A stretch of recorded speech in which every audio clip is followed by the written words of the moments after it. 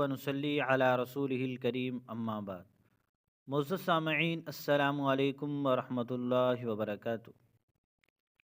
مفتی طارق مسعود صاحب سے قرآن پاک کی کتابت کے متعلق بیان کرتے ہوئے کچھ غلط جملے صادر ہو گئے، جس سے وہ رجوع بھی کر چکے ہیں، اور مختلف حضرات نے ان کی غلطی پر تنبیہ بھی کی، اور بعض جاہلوں نے ان کو گستاخی بھی باور کرایا، اور ایک طبقہ ان کو جواب دینے والا ایسا بھی ہے کہ جس طبقے کے ہاں نہ تو یہ قرآن اصل ہے اور نہ ہی اس کی کتابت درست ہے، اور نہ ہی ان کو اس کی قرآن کی کتابت کرنے والوں پر اعتماد ہے۔ ہماری مراد کون ہے؟ عبداللہ بن سبا کی اولاد، شیعہ رافضی لوگ۔ یہ بھی مفتی طارق مسعود صاحب کو مختلف انداز سے جواب دے رہے ہیں۔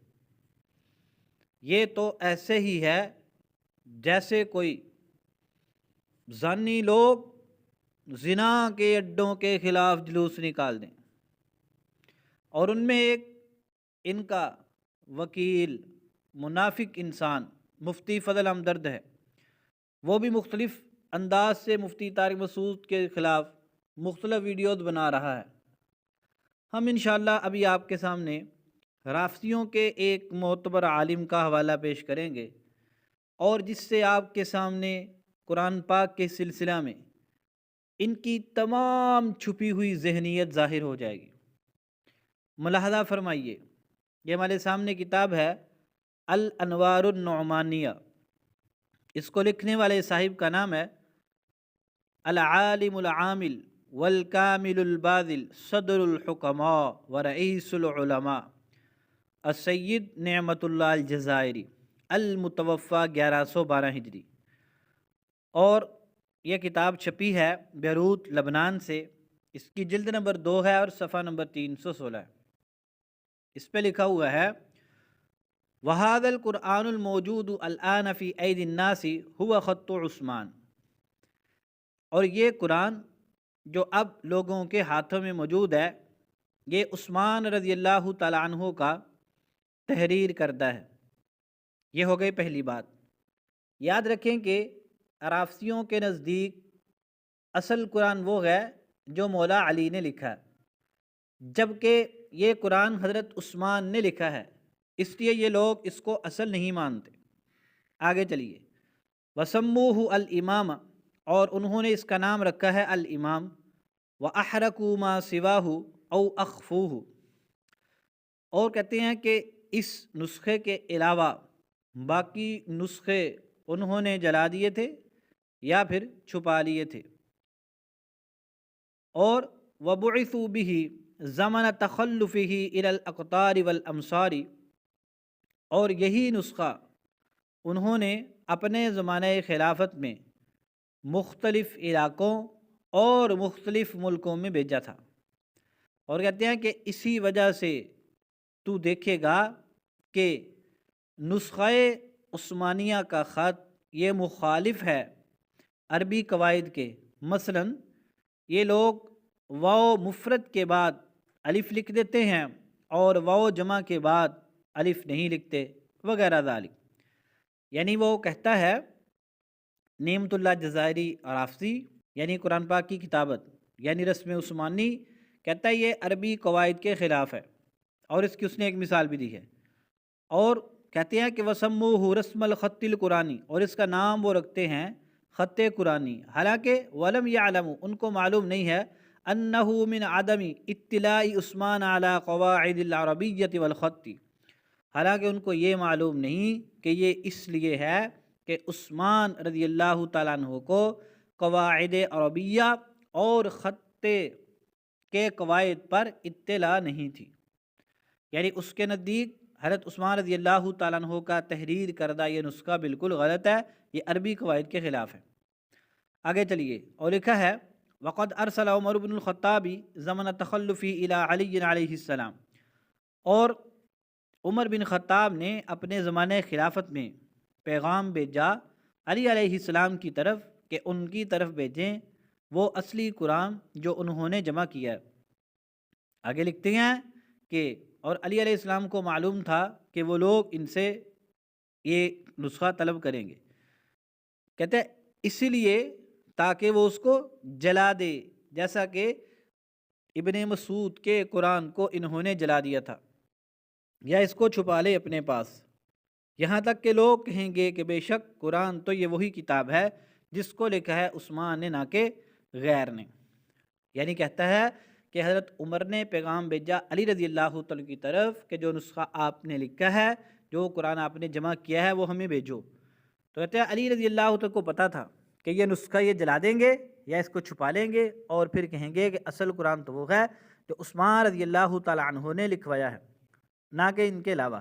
آگے کیا کہتے ہیں؟ علی رضی اللہ تعالیٰ عنہ نے نہیں بھیجا۔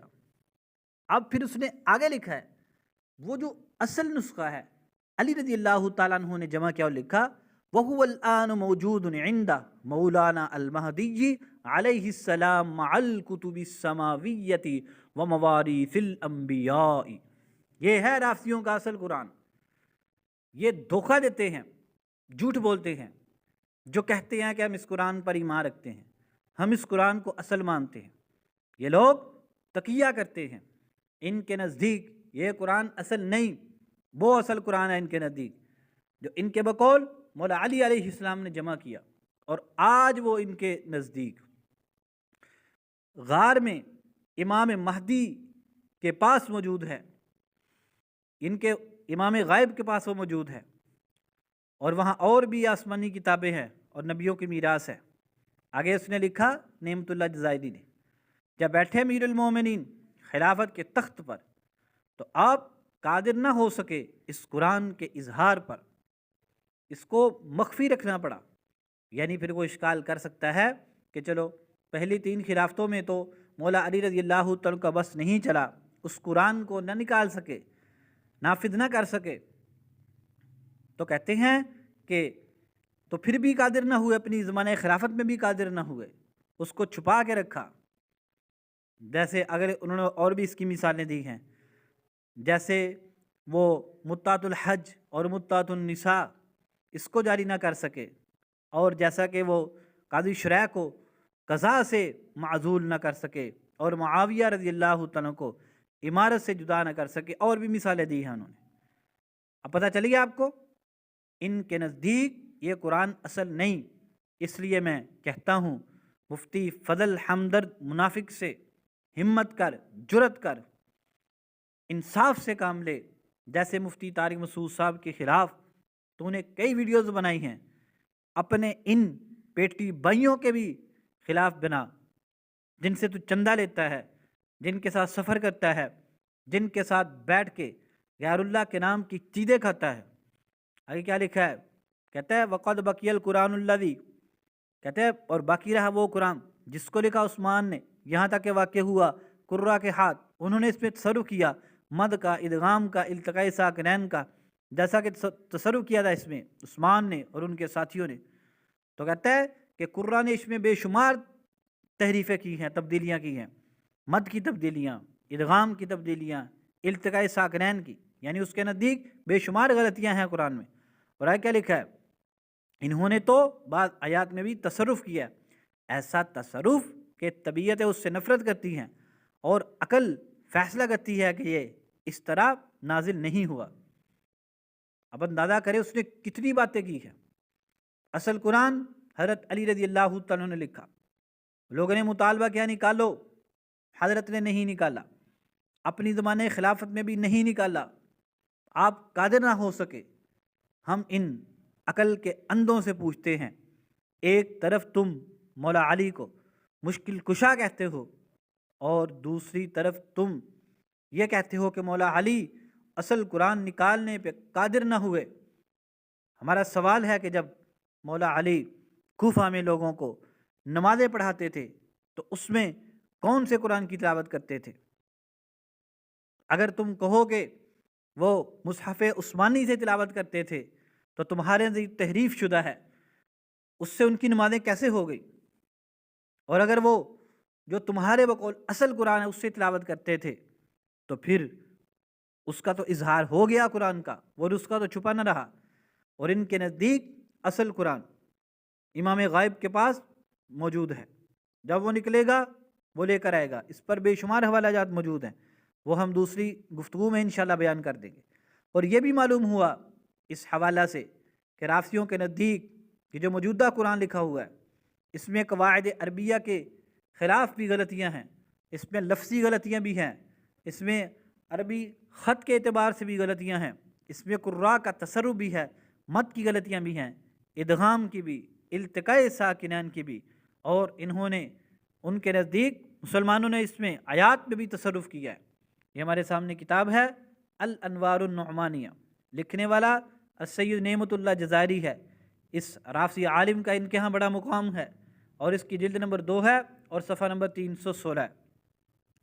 ہمارا مطالبہ ہے مفتی فضل حمدرد سے کہ چھوڑ دو تم مفتی طارق مسعود کا پیچھا، انہوں نے تو اپنی بات سے رجوع کر لیا ہے، ان کے بارے میں بتاؤ یہ کیا کہتے ہیں، جن کا نہ مکمل قرآن پر اعتماد ہے، نہ الفاظ قرآن پر اعتماد ہے، نہ خط عثمانی پر اعتماد ہے، کسی چیز کے اوپر ان کا اعتماد نہیں ہے۔ ان کا اصل قرآن، ان کا امام وہ جہاں چھپا ہوا ہے وہاں وہ ساتھ لے کے چھپا ہوا ہے۔ ان کے خلاف ویڈیو بنا